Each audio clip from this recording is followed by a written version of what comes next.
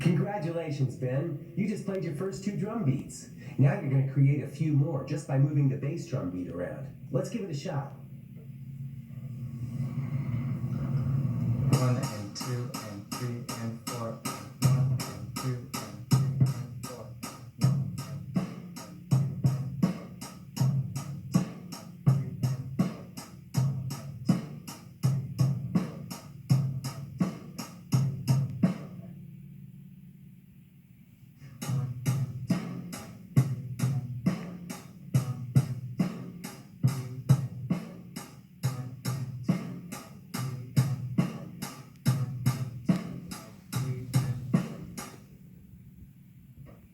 Great job, Ben. Now these next 2 beats are a little harder, so keep counting out loud as you play them. Sure thing.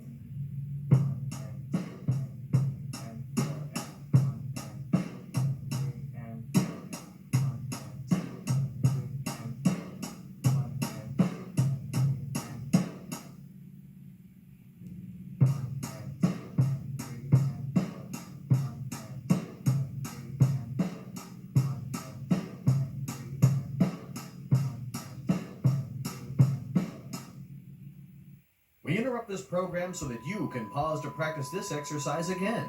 Just back up to the start of this exercise and play through one more time with Ben. That was fantastic, Ben. What a good job you're doing. That was fun. It was kind of hard at first, especially moving my foot up and down so much. Remember, going fast at first makes your playing worse. Take it slow, and far you'll go. Right, George? I've lived by those words since you first told them to me years ago. Look where they got me. I think you're more than ready for the next step, changing the beat during a song. That happens a lot, Ben, because it makes the song more interesting. And it's up to the drummer to make sure that it happens smoothly and rhythmically.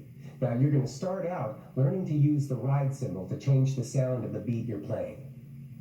The ride cymbal has the same role as the hi-hat, which is to control the timing of the beat. Just by switching from the hi-hat to the ride cymbal, you can bring a song to a whole new level of excitement and energy. Like this. Here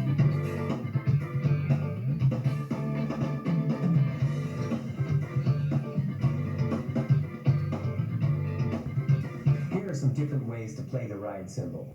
Another demo, George? Sure thing, Help. To get a ping sound, you use the tip of the stick and hit the ride cymbal about a third of the way in from the edge. Now you give it a try, Ben.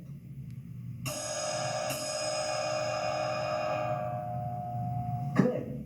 For a washier sound, use the shaft of the stick and hit the ride cymbal near the edge. It'll make it sound almost like a crash cymbal.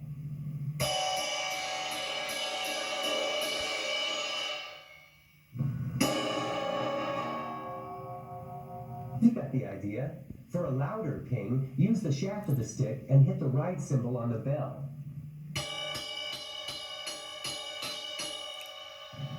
Try that, Ben.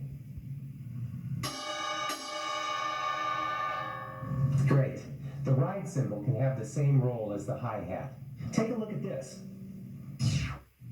Like the hi-hat, the ride cymbal is noted with an X, but the X for the ride cymbal is written in the space and not on the line like the hi-hat.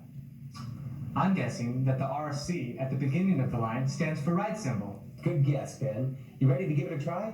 Sure. 1 and 2 and 3 and 4 and 1 and 2 and 3 and 4 and 1 and 2 and 3 and 4 and 1 and 2 and 3 and 4 and... That was great, Ben. You're going to get a little more practice with the ride cymbal on this next exercise. Notice that there are now 4 rows in this diagram. Can you tell me what they are? The top row is the ride cymbal. The next is the hi-hat, then the snare, and the bass drum is the bottom row. You got it. Just remember that the hi-hat is written on the line and the ride cymbal is written in the space. Now give this a try.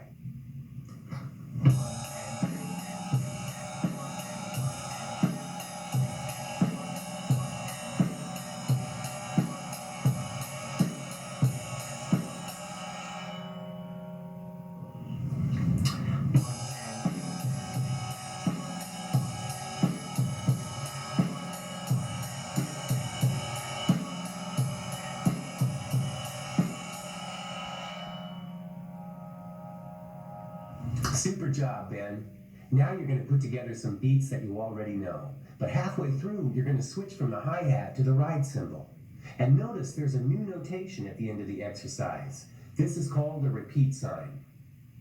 When you see it, you go back to the beginning of the exercise and play it through again. Got it? Got it. Then get going. 1 and 2 and 3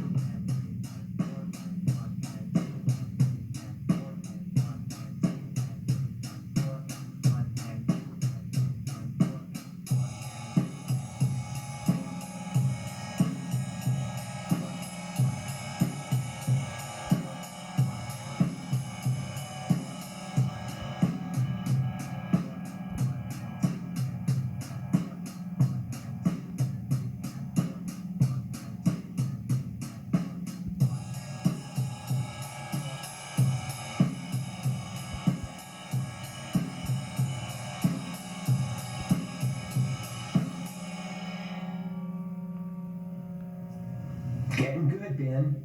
Now let's go right into another exercise, which is really similar to the one you just played.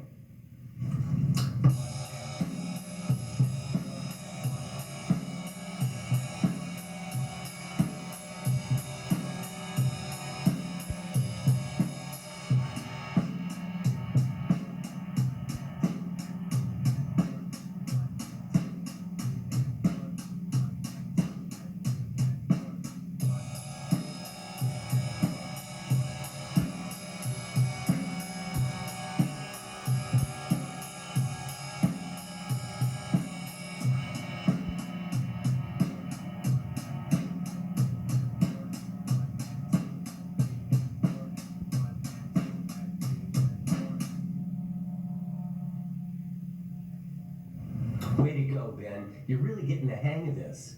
Next, you're going to get a crash course in the crash cymbal. Now, this cymbal makes the kind of sound that really adds excitement and energy to any beat. It's also used to signify a change in the music, although it can be used at the beginning of a song to get everybody's attention. Hey, George, can you give us a demonstration on how to use the crash cymbal? Here you go, Ben. You want to hit the cymbals with a whipping stroke using the shaft of your stick.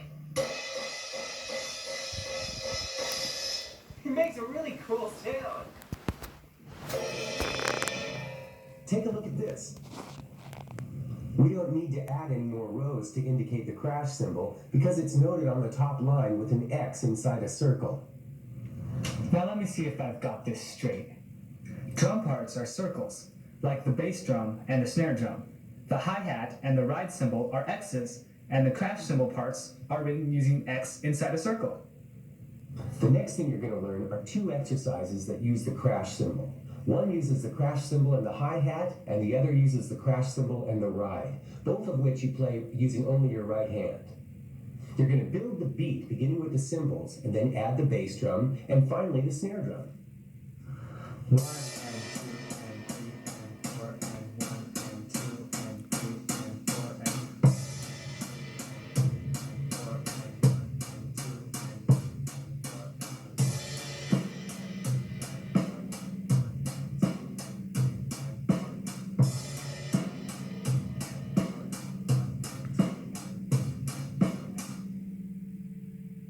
4. That was great. Now try the next one.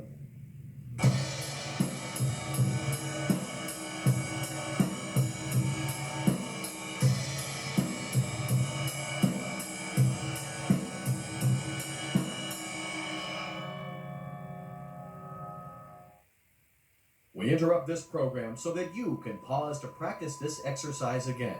Just back up to the start of this exercise and play through one more time with Ben. That was great, Ben. Guess what? We're almost done. I've really learned a lot of things. Let's make a list. I learned all the parts to the drum set, how to put them together, and how to make sure I'm sitting properly when I play. And how to use the sticks. You showed me how to hit the various types of drums and cymbals. We talked about the difference between melody, harmony, and rhythm. I know how to create a drum beat and how to change the beat.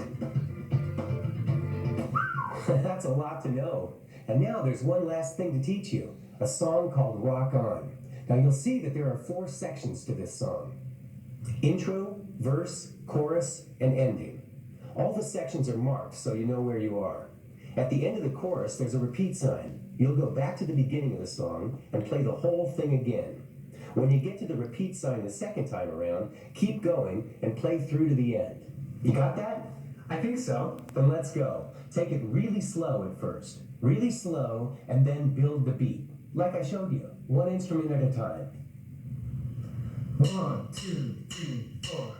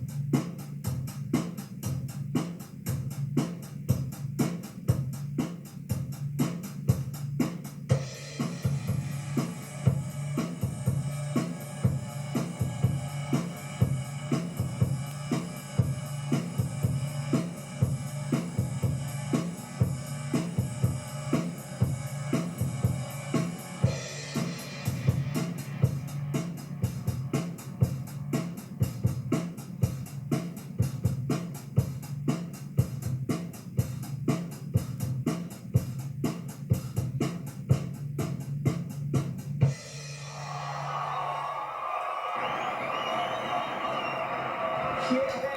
Rock on, man! Good job!